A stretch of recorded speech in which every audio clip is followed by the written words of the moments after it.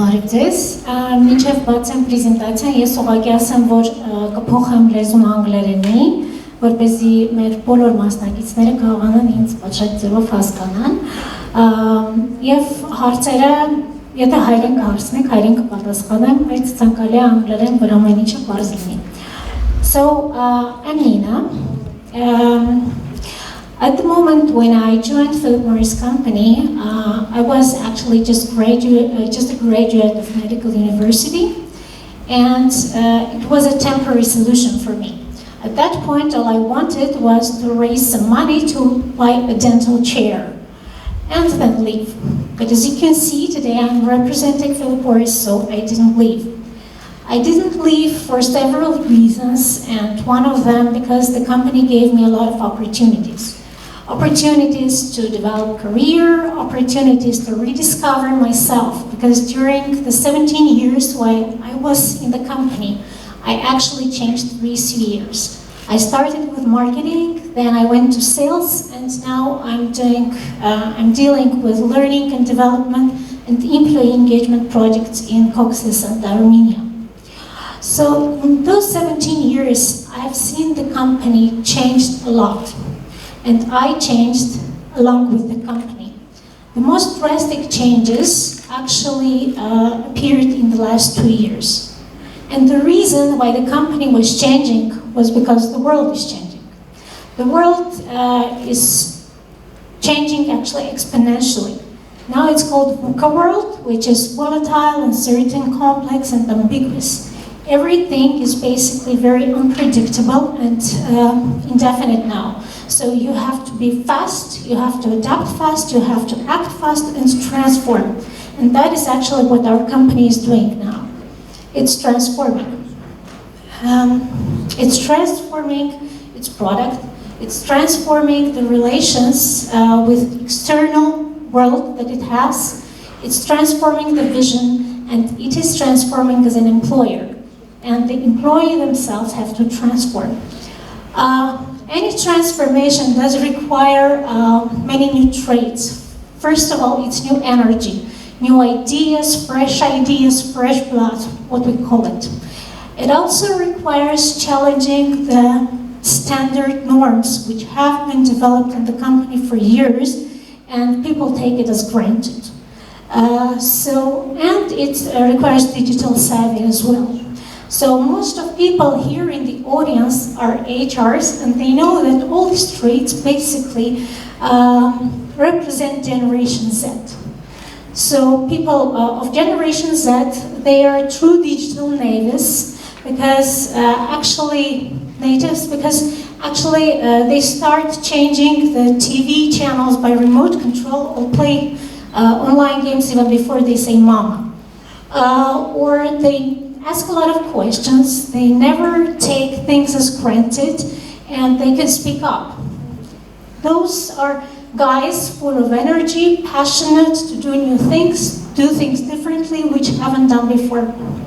So what we did, first of all, to attract those guys engage those guys, was to onboard them through internship programs, and our internship program was called Aspire.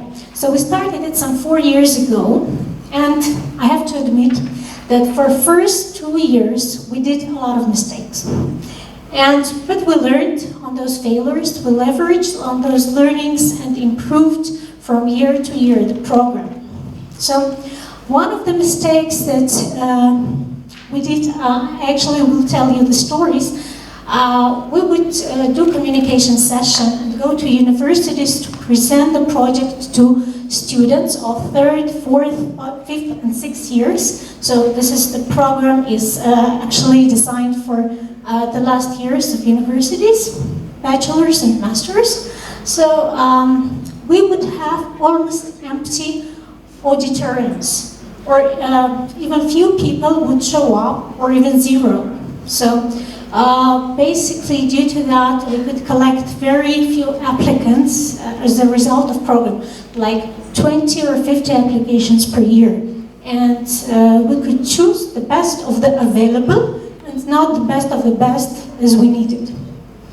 Another mistake was the program design. let's say, the methodology that we conducted it.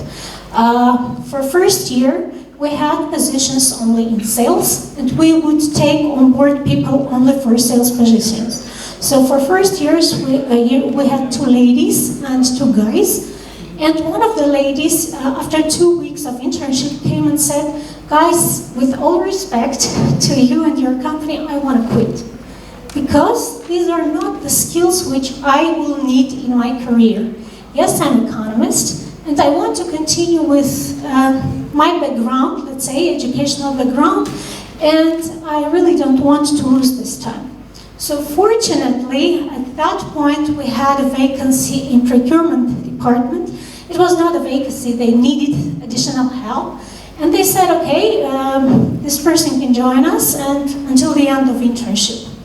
But, you know, as a matter of fact, this lady is still working in the company, and she's one of our top young talents. So, fortunately, we could keep her and not lose her. Meanwhile, others from her streams almost all left after the internship program. So, we realized that we have to improve on the application quality and quantity, and to improve the methodology of internship as itself. For application quantity, as I mentioned, 2 years ago we changed the company vision. Now the company is disrupting itself. It's actually challenging the whole industry that we are operating in by proposing to customers a totally new product. And the applicants that come to us now say, okay, we searched, we browsed the web before coming to the interview, and we know what you're doing. We know, guys, about the PMI science. We know about your research and development centers, and we know that you are committed to changing, to proposing the alternatives to smokers and changing lives of those smokers and of their beloved ones. So we want to join the movement, and we want to be part of this big purpose. Apart from that, so we increased the number of people who want to join the movement is actually increasing. The second point, we increased the communication channels. We just, as you noticed from the video, from the animation, we changed the communication mode. So we went viral, leveraging on social media. And we didn't just put advertisements, but rather we shared real-life personal stories of our ex-interns. And people tend to believe people who have been in such situations. So we increased drastically during the last 2 years the number of applicants. And instead of 50, 60 applications, now we have over 280, and we can really choose best of the best. In order to improve the methodology, we realized that we are actually not the ones who have pains. We engage people who are actually customers of ours, and until we understand what is valuable and needed by them and try to provide to them that value, we will not reach the success. So what we did is we went to students, we asked our relatives of that age, and we asked our ex-interns what their pain points were. And we realized that those guys were telling us that, you know, we don't think that the employer is actually treating us properly. We don't believe that. We don't think that we'll get real projects and get the skills needed, but rather we will do some technical, mechanical work, paperwork, which will not add too much value to that. Apart from that, they said the internship is usually very short, so we don't believe that in that short period we might get proper soft skills. So what we did, we developed a value proposition, a product, a program that was interesting and valuable for both sides, for us as a business, so we could reveal the best of the best, good talents, and provide them with proper soft skills. How we did that? We engaged them into real-life projects. We gave them very responsible roles in those projects. The duration was like from 5 to 6 months, and they had a mentor who was actually guiding those people throughout the whole process by providing proper feedbacks on time, being honest and transparent to those people. And the soft skills that they can develop is actually communication, collaboration, because they work in team, they work in cross-functional team, they have the autonomy to do things in their own way, so the creativity is there and the critical thinking as well. They work in very tough timings. That's why time management is also one of the soft skills that they get a chance to develop. This platform is to share experience.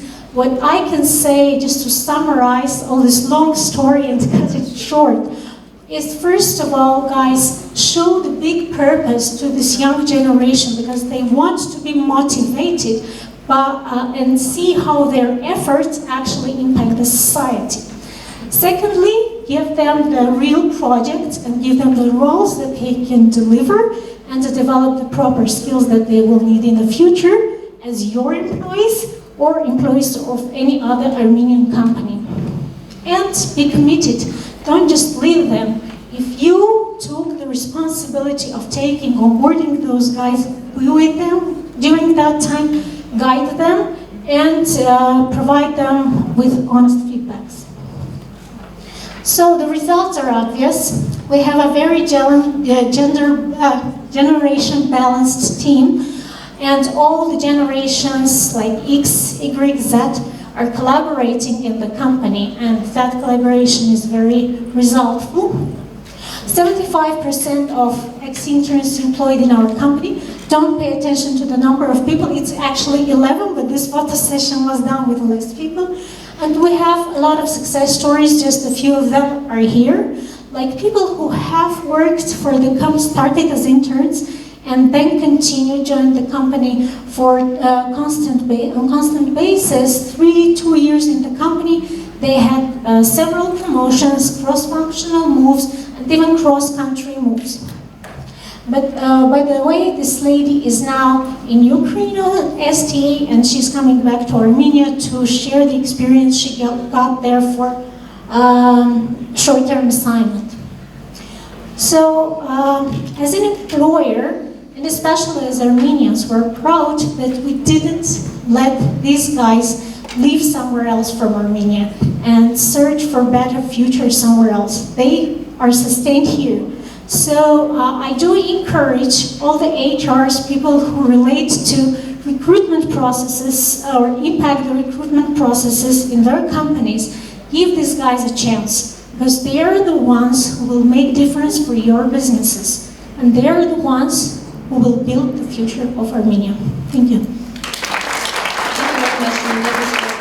Very interesting project, and your goal to keep minds in Armenia is very important.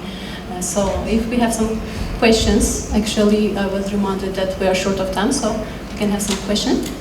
Okay. Okay. Microphone. Actually, I can speak like this. Everybody can hear me. Thanks a lot for the really very important project that you are doing, and my question is the following. Is the program available only for graduates, or undergraduates can also apply, for example, to second, third-year students? Thank you. It's available from 3rd to 6th year, and graduates of the 1st year. Like, if you graduated 1 year ago, you still can apply, eligible for the program.